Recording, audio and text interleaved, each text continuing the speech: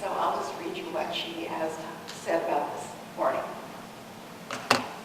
Just before Thanksgiving is a wonderful opportunity to see how the longing to understand, to be understood, to be heard, to be included, to be loved, to be part of something bigger is hardwired in the human, is a hardwired human attribute. But I'd like to share how that's looked in my life, how grateful that I am that it is always available. Star is a Sufi teacher, a mom, a grandmom, a retired social worker with spiritual roots in Buddhism, indigenous traditions, goddess traditions, and her greatest guide, nature.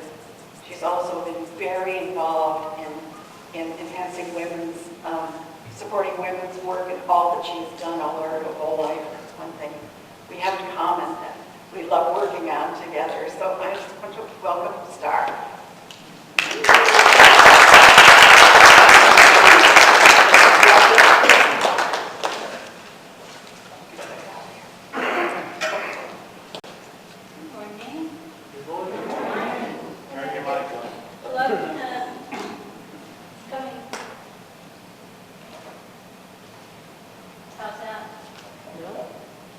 Are we okay?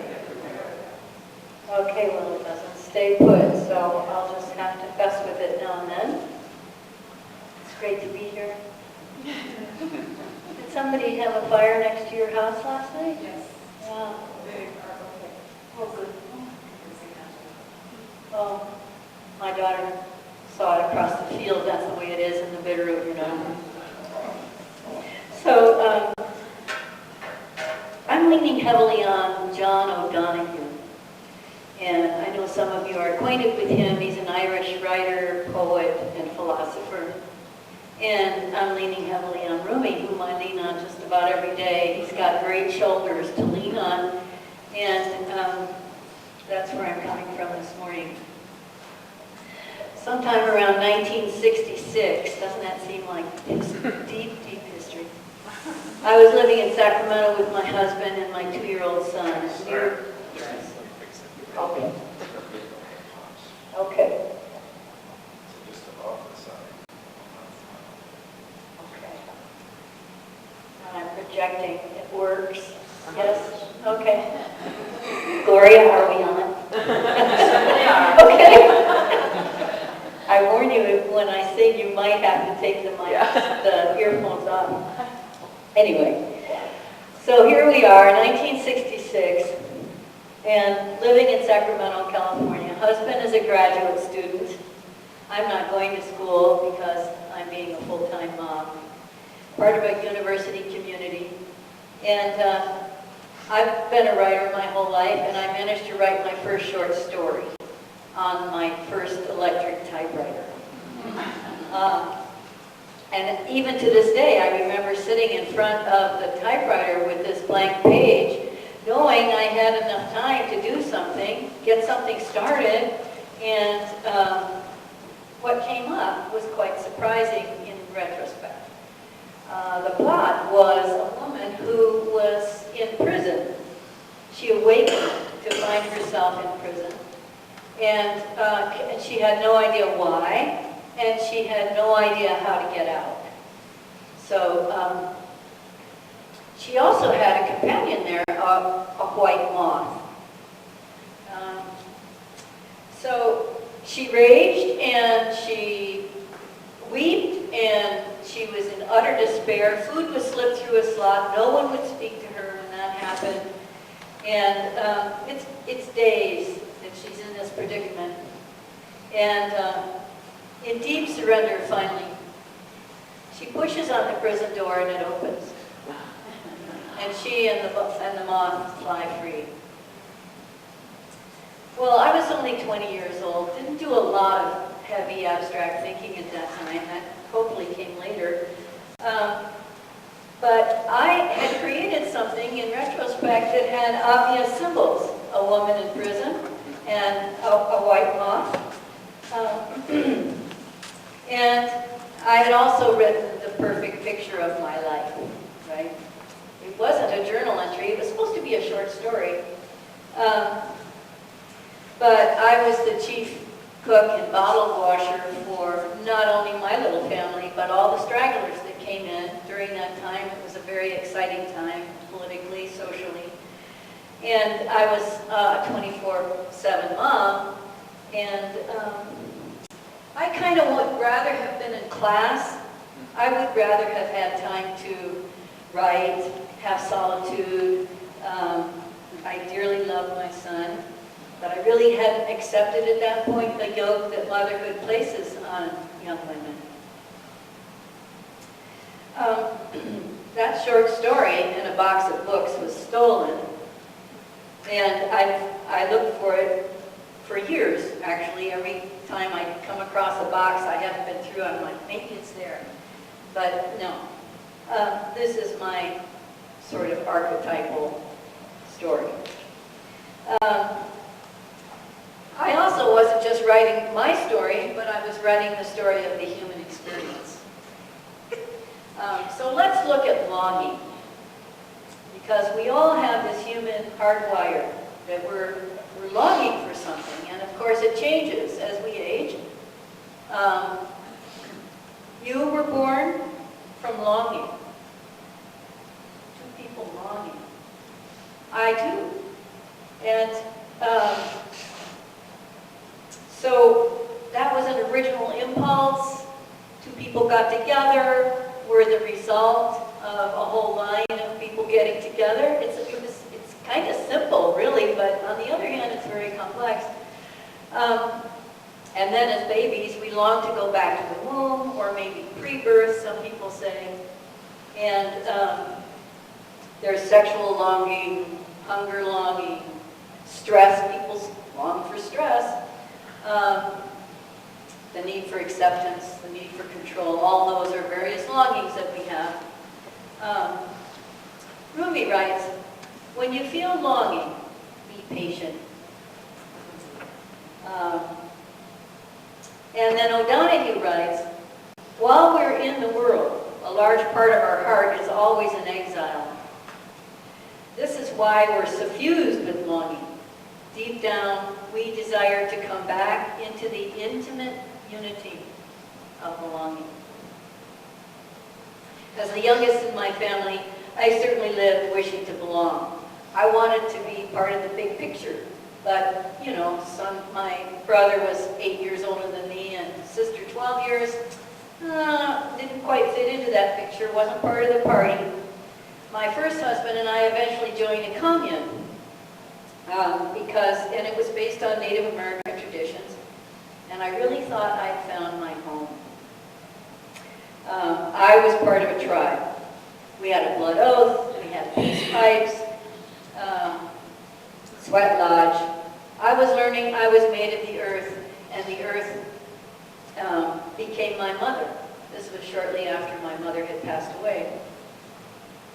And we were teaching survival skills for when the greater culture imploded. They're still pretty relevant, actually, when I think about it. I affirmed with my whole being. Vision quest, sunrise, sunset prayers, tobacco for purification. This was my spiritual path.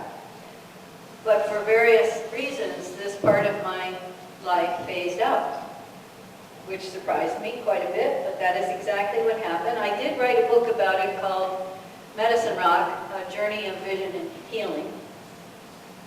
The next big longing came to live in a small town, because I figured that with close neighbors in a valley, a little tiny valley, Sealy Lake, Montana, I would belong. Little did I know at the time that most of the people at that point, 500 people in the summer, 300 in the winter, most people came there to be solitary. They were on the run or whatever. So that didn't quite work out either. Then I moved towards Buddhism. As Pat Murphy isn't here today, but she mentioned in her talk the three jewels in the heart of the lotus. And those would be the Buddha, which I certainly affirmed. I'd always believed in some kind of a unitive force. I didn't have good words for it particularly, but,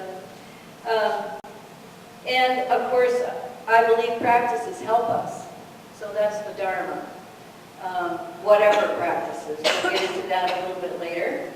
And then there was the Sangha, the community of practitioners. That led me to Thich Nhat Hanh and Vipassana retreats and Zen retreats. I found great solace in Buddhism. Not only in the philosophy, but the practices. And I still do a lot of Buddhist practices. But I didn't find a Sangha. Then, ta-da, there was the Dances of Universal Peace. Brian and I fell equally in love with the vision of eating, dancing, and praying together. There began a 30-year journey. It's still unfolding. We've led dances and met people and made lasting friendships and created retreats where folks could also find family and music and harmony. The dances and Sufism go hand in hand. And I found deep mystical longing in my heart and soul. I sort of finally had a label for it. Oh, this has been going on a long time. And, oh, it's mysticism. It's looking for the experience instead of the writings about it. Mysticism consists of experiences, and it leads to what some call the gradual emancipation of the soul, or the expansion of consciousness. That's from Murshid Sam, who's part of the originators of our stream of Sufism. He wrote that in 1966. And then another little piece of poetry kind of fills it in. If you're seeking, seek us, capital U. Seek us with joy, for we live in the realm of joy. Don't give your heart to anything else, but to the love of those who are clear joy. Do not stray into the neighborhood of despair, for there are hopes. They are real, and they exist. And as you know, I found a home in CSL, a place of living joy, with great vision that holds service as the highest value. So my life reveals a thread, like the moth flying around the prison cell in my short story, and that is to be in the arms of the beloved, to be in the great unity, to see the light, for I have believed my whole life that those states are accessible to me and to all of us. Maybe it's because I'm a Sagittarius. I don't know, but I'm definitely hardwired in that direction. When I was 9, I had my first experience of an inside swimming pool. At that time, it was called a natatorium. I've never heard that word before, since, but boy, I was excited to go. Because to go to a natatorium, that sounded really special. And I was with a few friends my age. I jumped in, and I didn't bend my knees. And the impulse came up and knocked all the air out of my lungs. I couldn't communicate, and I went under and out. However, I went to a place of safety, of seeing my little life in the context of space and light and guidance. I can't forget that space. That's a very, very big blessing in my life. I opened my eyes to see the girders in the ceiling of the natatorium, and my girlfriend's face looking at me as she held me in her arms. What a blessing. To have that friend, to feel the guidance. The barricades, or veils, as Sufis call them, and other traditions call them, are separations we build in our thoughts and our beliefs. John O'Donohue says, we imprison ourselves in the small, cramped cells of image, expectation, anxiety, guilt, and shame. I've certainly held on to layers of self-imprisonment. I seem to come out of one cocoon, and then there's another one that builds up and sooner or later. This is our human journey. That's why we're here, so we can do this together and have a little reflection and support. The beauty of accepting our prisons, our self-doubt, our lack of confidence, thinking we don't fit in, the whole catastrophe, moving through them, we want to find a field out beyond ideas of right and wrong. That's the adventure we're all engaged in here. Ultimately, it's a solitary journey. No one can meditate for me. I kind of wish they could sometimes. And no one can go out in the mountains and do vision quests for me while I'm on the couch playing with Facebook or whatever. The good news is we're not working with just thoughts and mental ideas. The good news is that we're accessing a place we were born with. It's a hidden place like the heart of the rose that slowly opens. But it's as close as our jugular vein. It's in every cell, in every breath. There have been periods of despair and depression in my life, long periods when there wasn't any energy and there wasn't any longing and no willingness to practice. But in time and with help, I felt the stirrings return. I felt them begin to grow again. They led me to my bookcase, or my altar, or my sangha. Like a ponderosa seed that needs fire to germinate, the deep ache for transcendence rises again and again and again. O'Donoghue writes, presence is alive. You sense and feel presence. It comes towards you and engages you. And of course I would pick an Irish philosopher, as some of you know. We got to go to Ireland this year. And O'Donoghue says that the Gaelic term for the elements, earth, air, fire, water, is dúil. And it's also the same word for desire. It means longing. And it holds the element of expectation and hope. O'Donoghue asked the question, could it be that dúil originally suggests that human longing is an echo of the elemental vitality of nature? We long for union, and it's nowhere easier than in nature, leaning against a big cottonwood, sitting by a stream, watching the Milky Way. We're part of something. It's beyond huge. And it lives in each of us. What a great setup. How we envision what we long for determines the outcome. We can place various saints and prophets on our altars and pray to them, do the practices which that particular stream encourages, and we can hang out with others who follow that path. And we can find sparks of longing, fires of longing through music and movement and companionship. And there are those sublime moments when we are touched and transported to transcend our prisons and walk free. Or we can place flowers, stones, feathers, and beautiful driftwood on our altars and practice caretaking the earth and hike and camp with friends. The longing arises, and we take heart in the stars at night and the abundance of our planet. And in our sangha, we work to protect our environment. After all, aren't we all guests in a living, breathing universe? And I want to add that there's also this opportunity at this time when we have all of these traditions available to us. I can practice goddess worship without fearing I'm going to be burned at the stake. And there may be some ripples, but I'm free to do all of that. And that encourages all of us to follow our authentic longings.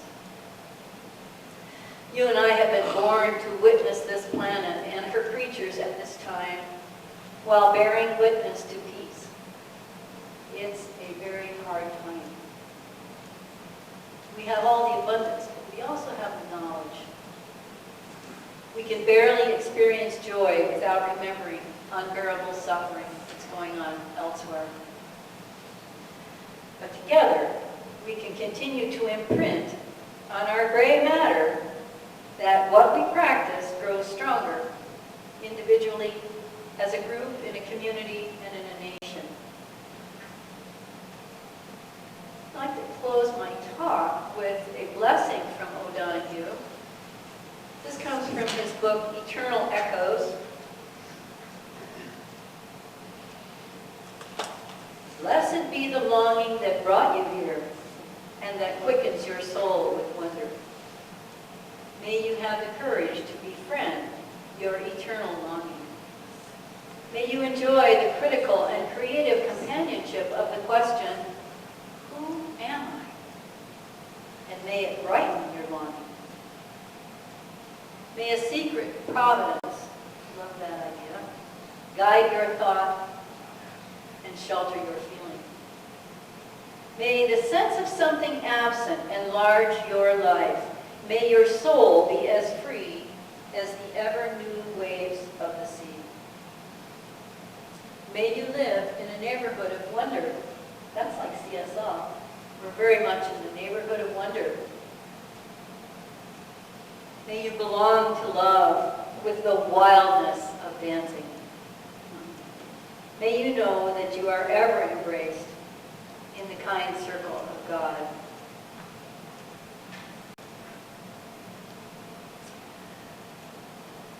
And I would like to sing to you guys, because the moment I heard this, I was like, gotta sing it, gotta get it to CSL.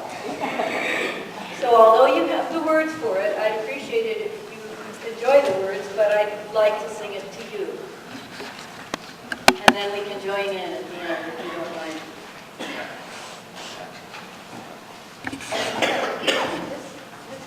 Okay? So this is by India R.E. India is a songwriter and a wonderful musician. And she's on YouTube. You can find her. She has some very lovely and deep songs. And also some that are romantic ballads.